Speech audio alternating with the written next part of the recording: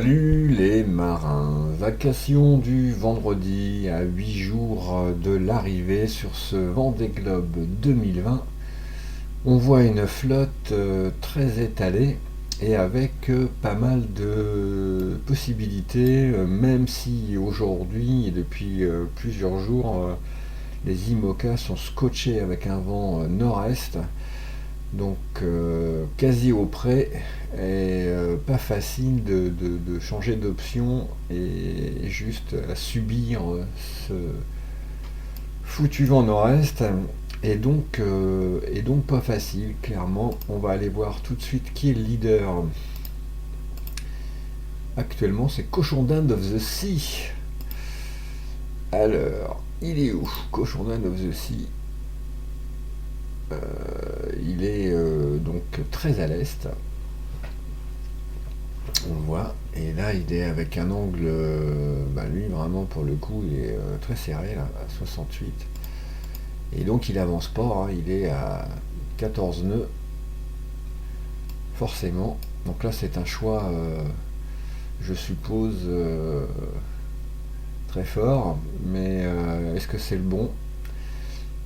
Et la question, et les questions que se pose tout ce beau monde là devant, c'est comment on se déscotche de ce prêt là, et c'est bien dur, hein, avec ces IMOCA qui n'avancent pas vraiment dans ces conditions, puisque quasiment tous, hein, on va le voir, nous sommes sur des angles entre 75 et 80, et que forcément on n'est pas à la noce. Alors, dans le classement de la team, on voit que Rome a pris le pouvoir avec Sandrado et Tarao en troisième position. Océan sans limite extrêmement bien placé quatrième, Philouse cinquième et Fosséa is back à moins de 20 000 maintenant des leaders. Sixième position, Saxo également très très bien placé à 22 000. Effectif team, notre stratège météo à 23 000 quasiment, et Bat qui nous fait une course absolument dantesque à un petit peu moins de 24 000. Et en dixième position, l'éternel Free Studio, notre expérimenté navigateur, à 27 000. Alors, que se passe-t-il dans cette flotte? Alors on va toper déjà un petit peu quelques marins, et en particulier notre champion Fosséa qui s'est replacé de façon assez magistrale, on va le voir.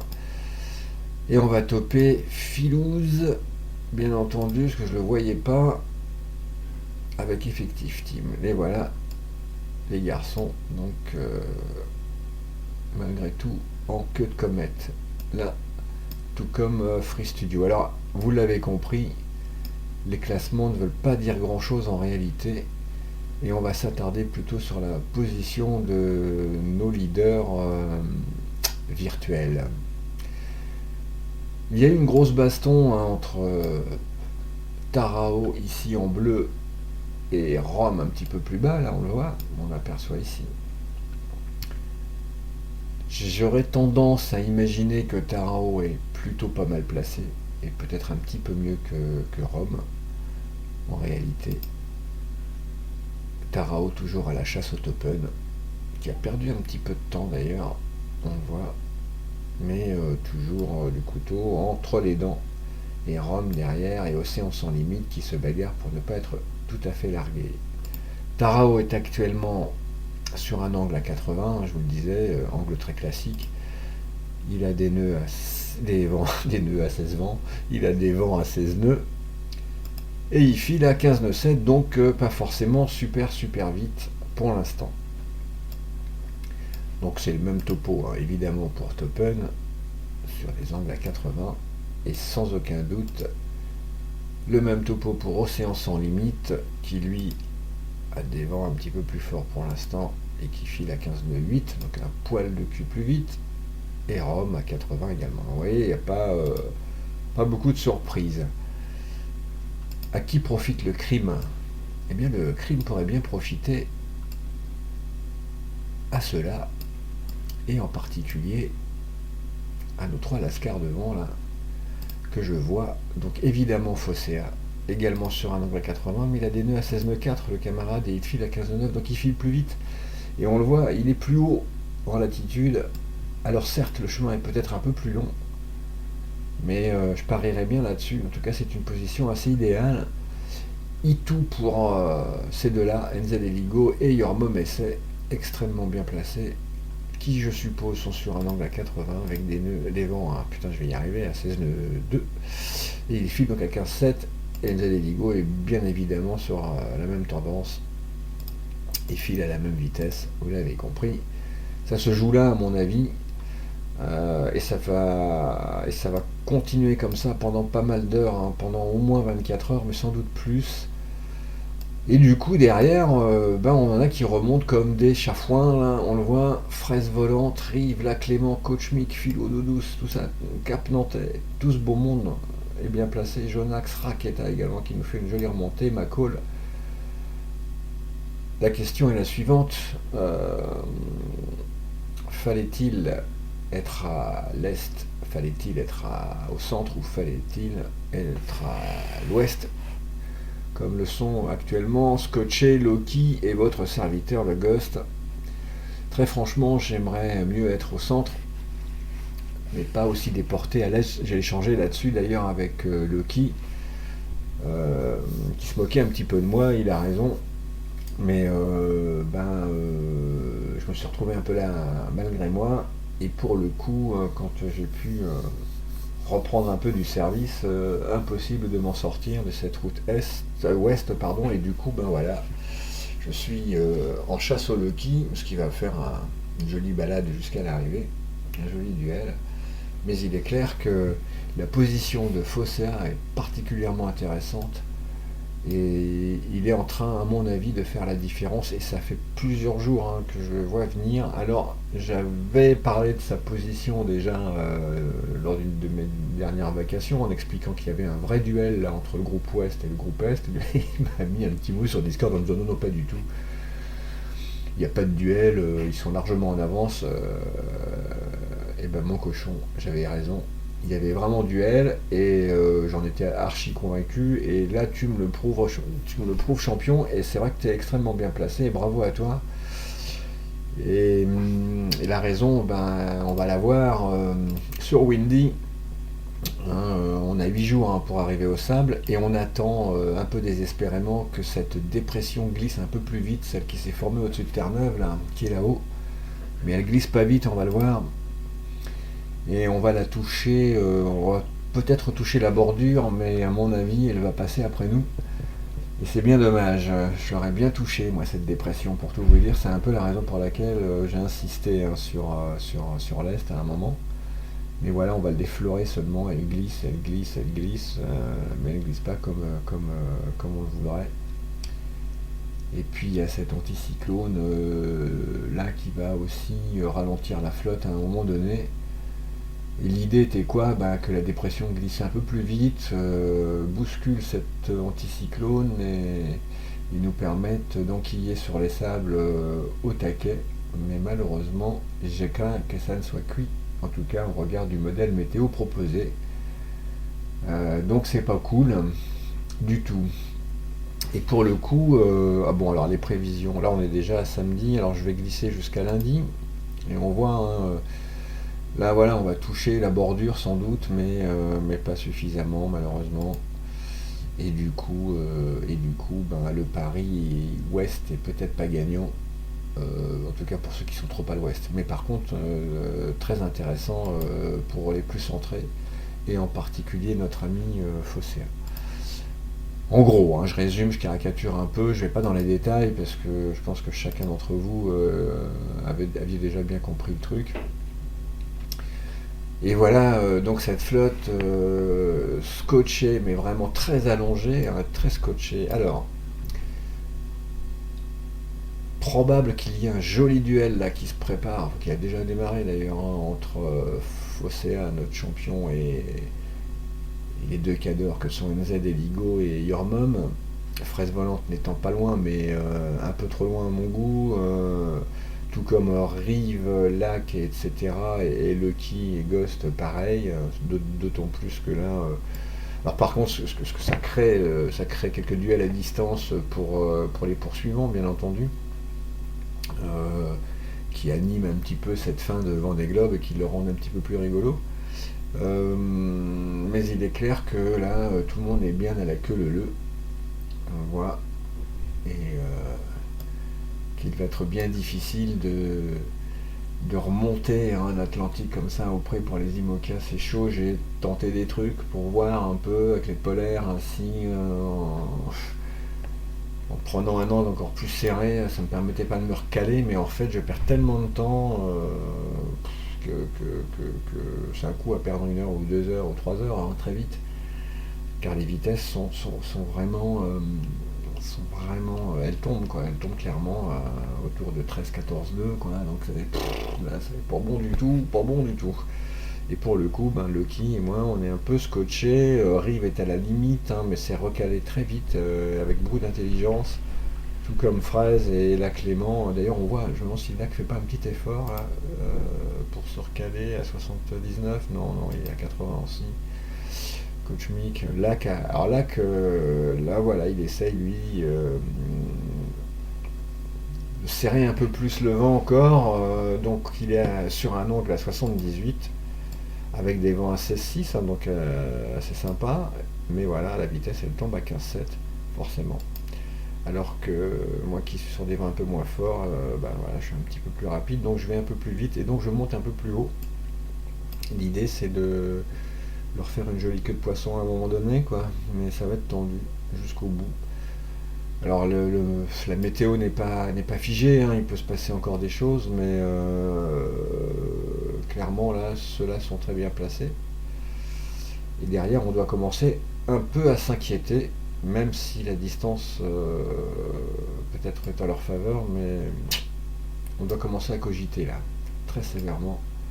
Puis il y a un deuxième groupe de chasse, évidemment, emmené par Machaon, Banane, etc. Un petit plantage, on va relancer. Beaucoup de plantage en ce moment. Bon, il y a eu une maintenance hier qui nous a un peu préoccupé aussi, qui a duré toute la journée, enfin tout l'après-midi en tout cas. Bon, alors ça tombait pas trop mal parce qu'il n'y avait pas de grandes options à prendre, en tout cas sur le Vendée Globe, peut-être plus sur le trophée Jules Verne. Mais il est clair que ça ne nous a pas facilité la tâche. On est voilà, ces petits bugs. Et cette maintenance d'hier, bon, il y a encore quelques bugs de calage définitif de cap, quand parfois ça se fiche, on ne sait pas pourquoi. Et là, j'ai des plantages assez réguliers. Donc là, voilà, les chasseurs sont là, le deuxième groupe de chasse est là. Bon, ils sont pas si mal, pour l'instant, certes, dans le classement, mais à mon avis, ça va changer. Ça va changer. Horizon qui s'est très très bien calé là, moi je trouve. Elle est pas mal du tout. Là on voit, elle est sur des vents à 17 nœuds, elle file à 16,3, c'est bien.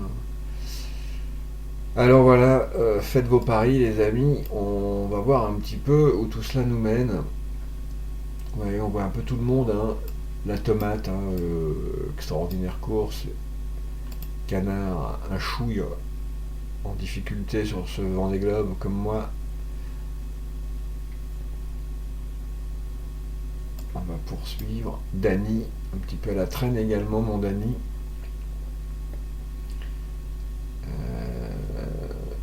Et ils vont pas bénéficier de. Voilà, c'est-à-dire que les conditions météo là sont vraiment quasi identiques pour toute la flotte. Vraiment on est dans des conditions difficiles pour les IMOCA pour remonter l'Atlantique, clairement. C'est vraiment chaud patate là quand même. Et on voit d'ici 24 heures, les vents vont tourner un peu est. Donc ce qui va permettre à la flotte de redresser le cap et de grimper au nord, mais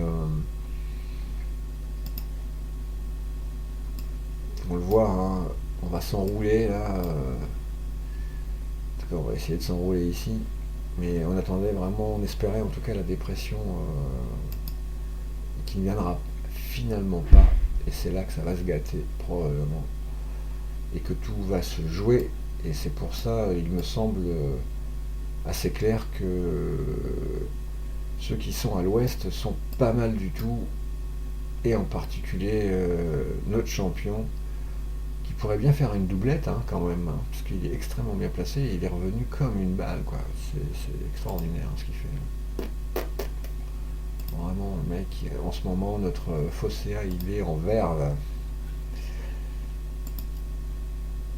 Il est en verve. Et il n'y a pas de hasard, hein, parce qu'il navigue bien, quoi. Stratégiquement parlant, tactiquement parlant, c'est du haut vol. Moi, j'ai beaucoup d'admiration hein, pour ce qu'il fait depuis plusieurs semaines. Là, c'est vraiment des leçons sur leçons. Je deviens presque spectateur de ses courses. Ça va devenir compliqué quand même, hein. C'est vraiment l'homme à battre, hein. Il est actuellement 2 millième, alors il va très très vite. Et puis ce classement, encore une fois, n'a pas de sens. À mon avis, il est vraiment vraiment en tête de flotte là en réalité. Et malgré ce qu'il veut bien dire sur Discord, il ne cause pas trop en ce moment d'ailleurs, hein. Il est assez discret. Et quand il est discret, c'est qu'il est concentré. Tout comme Tarao d'ailleurs, qui communique pas beaucoup en ce moment. Mais pareil, il va être très très concentré, mon ami Tarao. Et là, puis surtout très très embêté. Parce qu'il doit s'interroger quand même. Donc voilà, nos cadors sont à fond la forme. Alors, pour terminer cette vacation, qui ne sera pas très longue ce soir, parce que, bah voilà, on est tous scotchés hein, auprès, et qu'on fait comme on peut. On va aller juste faire un petit tour pour nos marins qui sont un petit peu à la traîne. Les Lutos hein, qui animent en ce moment le Discord. Il est pas si mal, Luto. Voilà, il va boucler un joli tour du monde. Joe Barr aussi, pareil. The Green Shadow, pareil. Un peu plus loin, il y a Petit Ida, bon, qui s'était égaré, comme certains d'entre nous, dans le sud, et qui remonte comme il peut. Et ma foi, ça va peut-être lui permettre de varier les plaisirs. En tout cas, là, il sort de la meule. On va poursuivre, voir où sont nos marins qui ont passé le Cap Horn il n'y a pas si longtemps. Alors, il faut aller les chercher quand même. Je ne vois pas beaucoup. Il y a les infernales gamins là, de mes voisins qui sortent. Le maître Coq, hein, qui est leader actuellement, qui avait pris pas mal d'avance, mais ça va se réduire, je pense, dans les jours à venir. Donc voilà, là on aperçoit le reste de la flotte, Dubois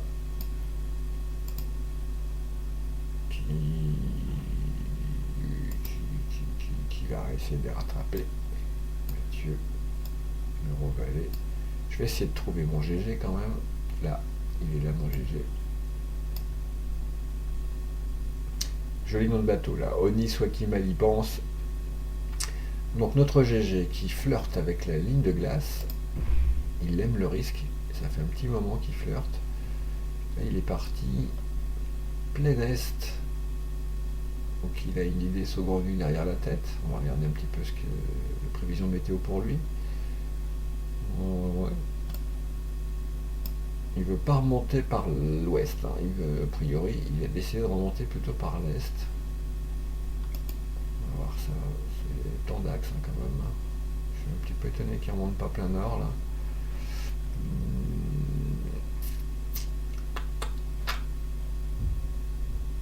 Mon GG, il faudra que tu me racontes. C'est vrai que tu pourrais peut-être remonter plein nord. Derrière, il y a ma Clarisse qui s'accroche comme elle peut. Très heureuse de passer le Cap Horn. Je vais l'attendre au sable de l'Aile avec le croissant. Et qui va arriver? Alors Mumu, tiens j'ai Jackie qui va passer le Cap Horn bientôt. J'ai pas vu Mumu qui était quand même plus en avant, non? Allez, on va aller voir le classement, parce que quand même, on va les soutenir, nos camarades. Alors, je descends.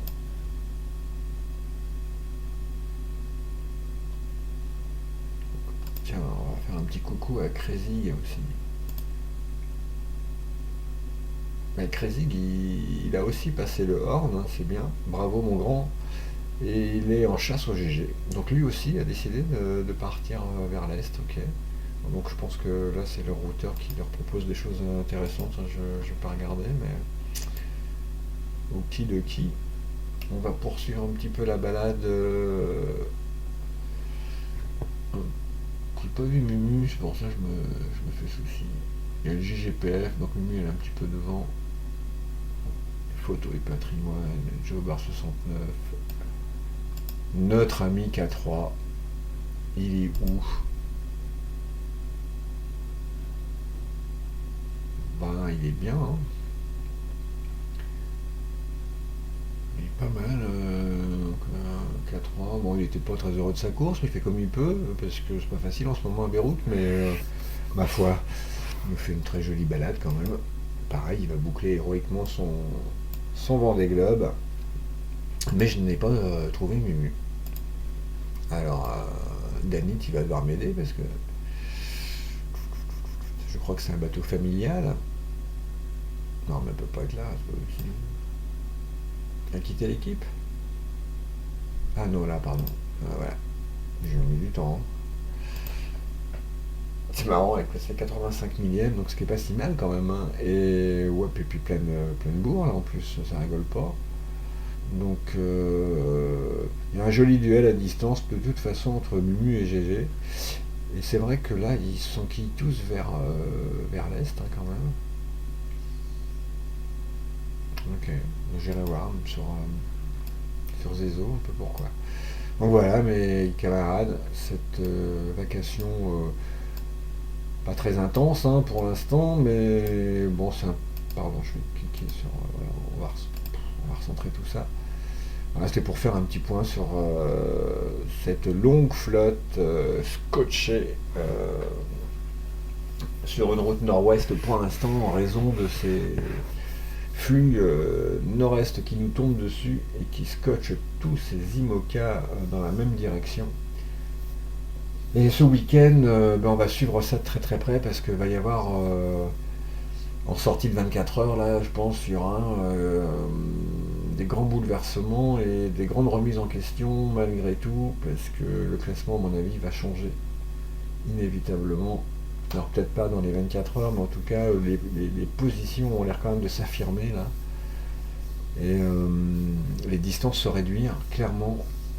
Et donc il y a des duels là qui se préparent, qui se profilent entre Tarao, Rome et Fossea, mais avec des outsiders qui sont en embuscade, donc attention. Ça va être chaud patate, chaud patate. Les amis, je vous souhaite une belle soirée et je vous dis probablement à demain pour une vacation dans la soirée, histoire de faire un petit point sur comment que ça se passe. Je vous embrasse tous et je vous dis à domani, ciao ciao.